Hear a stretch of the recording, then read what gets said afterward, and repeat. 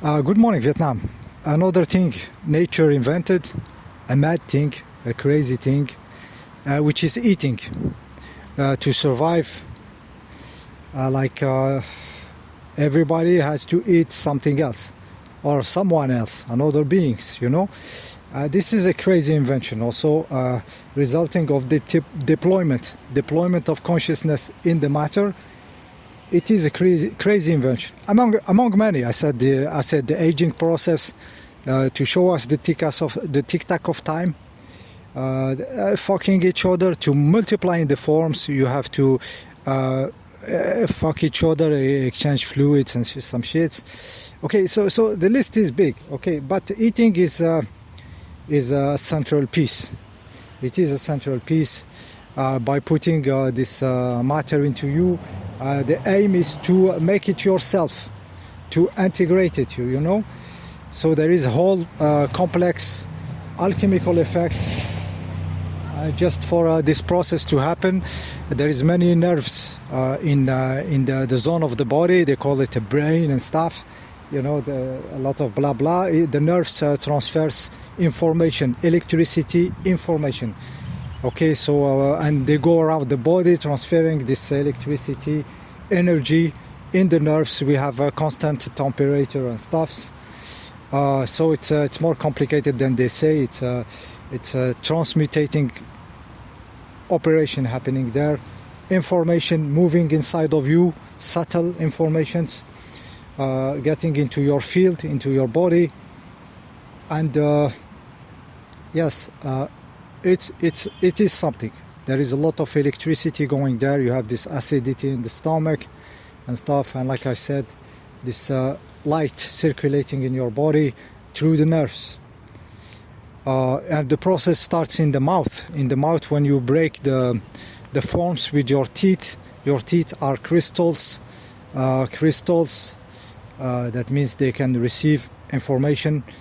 And there is those nerves going to your brain, so the subtle information starts being integrated by you the moment you put this food in your mouth, because of your teeth, which are crystals, living crystals, and transferring through the roots, their nerves, the information to your being. So it starts in the mouth. Eating starts in the mouth. Okay, it is crazy stuff nature invented, and now the consciousness is mature enough to question this. There is, of course, this side of eating. Don't eat this, it's better to eat that. Whether it's in the side of health, or there is the side also of ethics. Ethics is like you. Of course, we live in this madness where there is meat everywhere, in every supermarket, in every shit, and it is thrown. Just one day left, they throw it, they don't even give it. So there is huge waste, and it's gross and indecent, because behind there is suffering of animals. Also, this restaurant everywhere. When you go to big cities like Paris and something, it's all about food. They will try this food, like it's normal, like there is no problem. Like it's guarantee, that those animals are killed to you, and they are there in the fridge, and when they finish, they throw them. So there is a big ethics problem into it. I'm talking in very obvious level, not eat this or not eat that, but just the waste factor of it, the indecency, of it, like those restaurants and shit, which when I think about it, this COVID, when they closed everything, it is somehow in the big electron game. There is this call for decency in this side of the happening, as a synchronicity with all the creeps doing their job.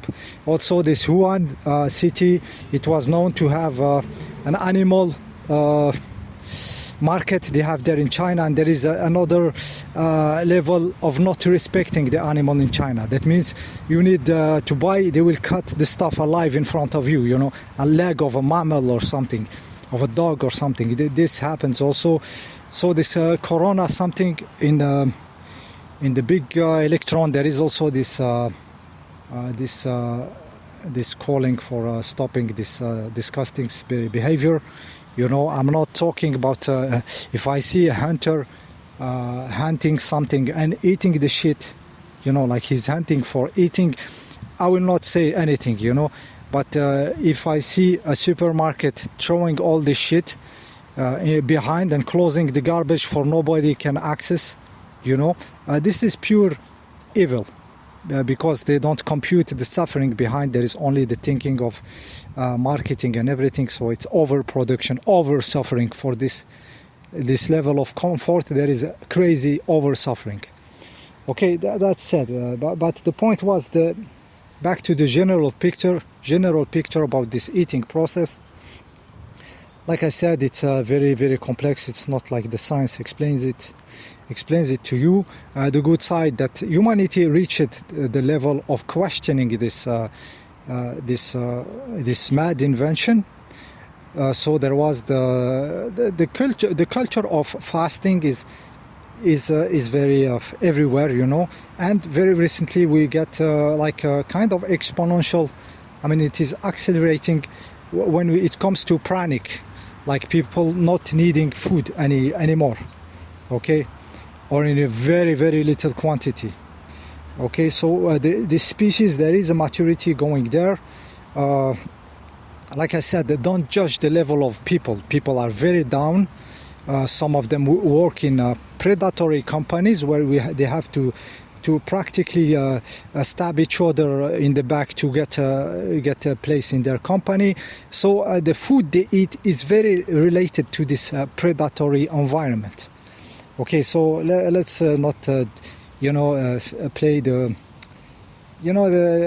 unicorn card here, you know, but understand that it's very integrated. The predatory behavior of a species is very close to what it eats, you know, and how it eats also. Well, what's behind that? Does it care of the suffering behind? You know, at least. Okay, like I said, maturity beings are trying to go pranic, you know, discovering.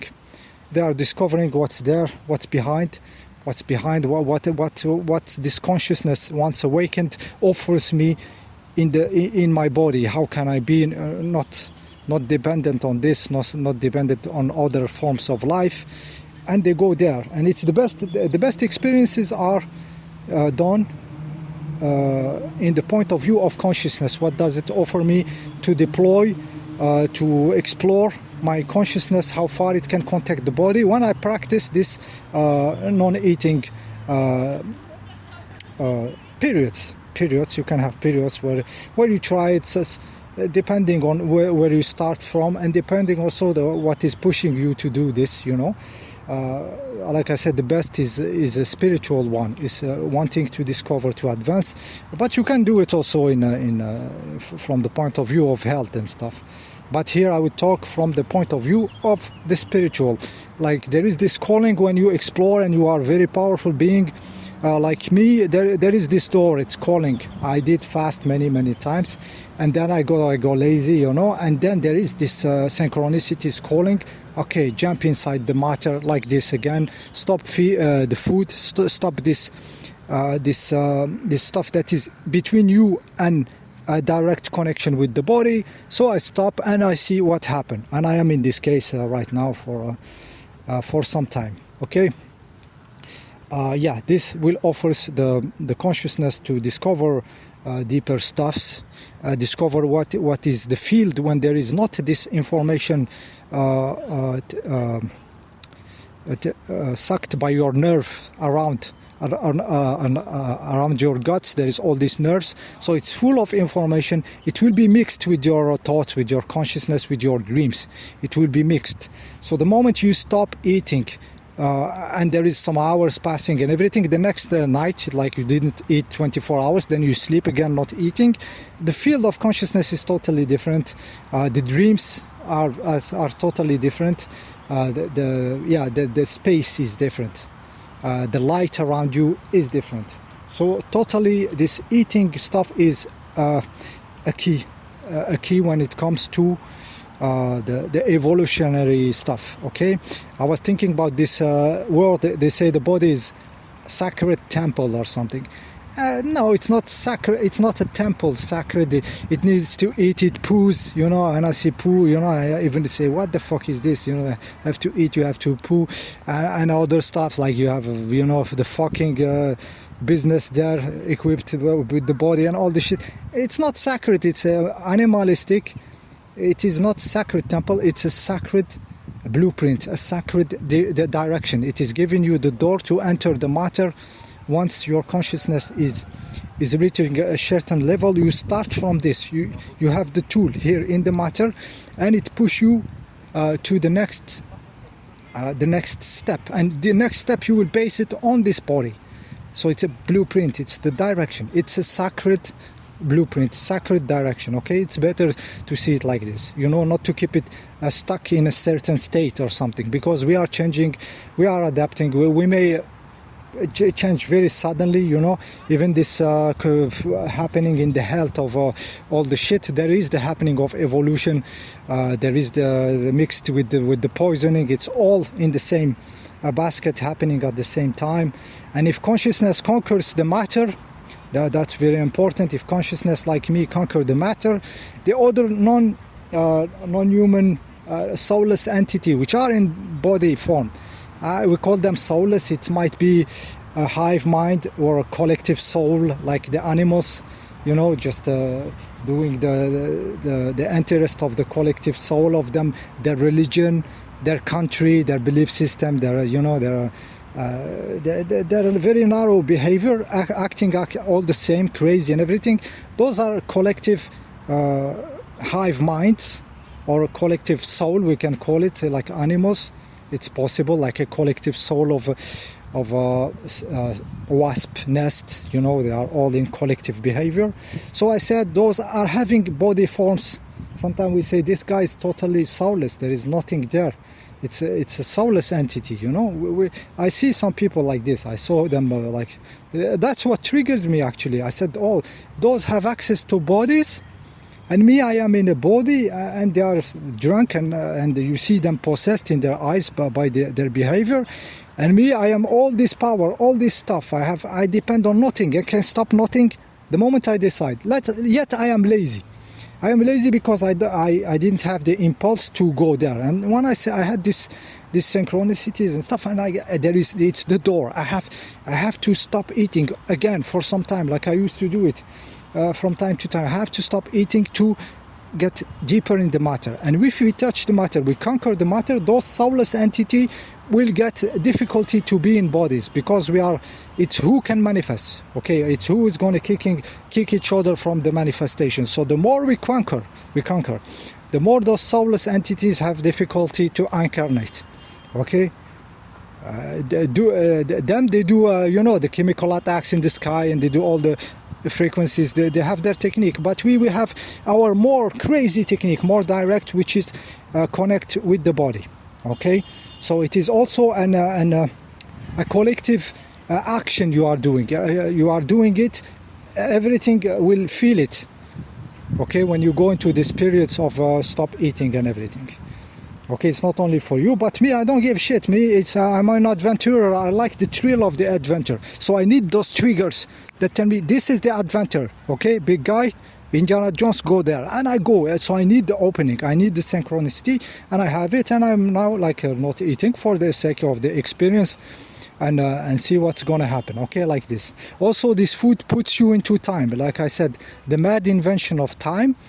This mad invention of eating put you into time. The moment you stop eating, people start to measure time. Oh, I stopped at the many hours, many days ago, and they start to counting the time. So it puts you into time also. Link it together. Okay, with the other video I did, the last one.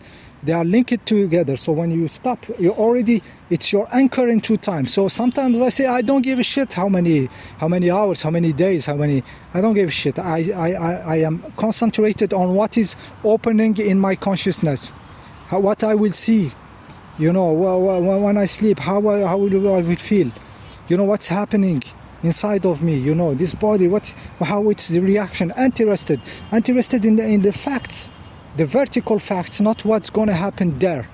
Okay, what's going to happen there, which is in time, you know. I'm going to do this sometime, you know. always get back to the known time, you know, so it's very related. See you next video.